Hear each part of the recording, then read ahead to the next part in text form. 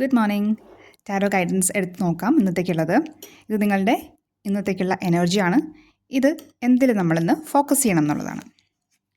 Knight of wands ആണ് ഇന്നത്തെ energy. Beautiful എനർജിയാണ്.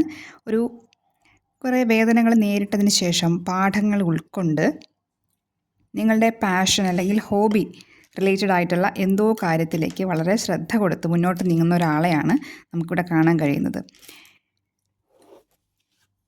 ഇന്നത്തേക്കുള്ള ഫോക്കസ് എന്ന് പറയുന്നത് 7 ഓഫ് പെൻറ്റക്കിൾസ് ആണ്.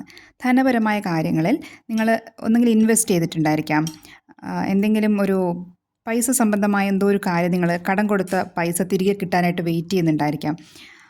ഇന്നൊരു വെയിറ്റിംഗ് എനർജിയാണ് കാണുന്നത്.